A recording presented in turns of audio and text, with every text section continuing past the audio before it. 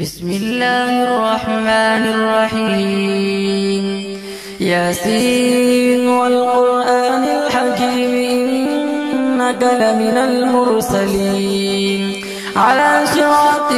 مستقيم تنزيل العزيز الرحيم لتنذر قوما ما أنذر آباؤهم فهم غافلون لقد حق القول على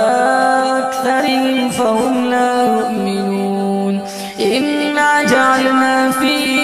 أعناقهم أغلالا فهي إلى الأذقان فهم مقمحون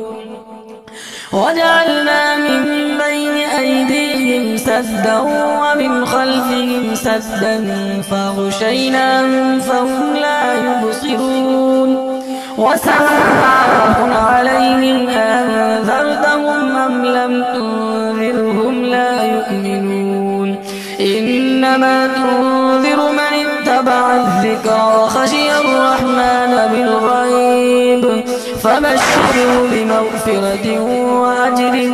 كريم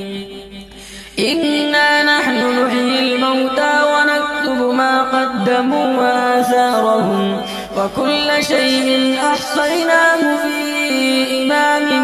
مبين واضرب لهم مثلا أصحاب القرية إذ جاءها المرسلون إذا أرسلنا إليهم اثنين فكذبوهما فعززنا بثالث فقالوا إنا إليكم مرسلون قالوا ما أنتم إلا بشر مثلنا وما أنزل الرحمن من شيء إن أنتم إلا تكذبون قالوا ربنا يعلم إنا إليكم لمرسلون وما علينا إلا البلاغ المبين قالوا إنا تطيرنا بكم لئن لم تنتهوا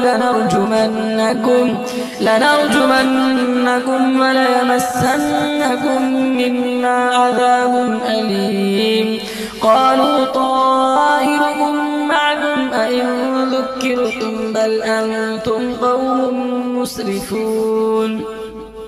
وجاء من أقصى المدينة رجل يسعى قال يا قوم اتبعوا المرسلين اتبعوا من لا يسألكم أجرا وهم مهتدون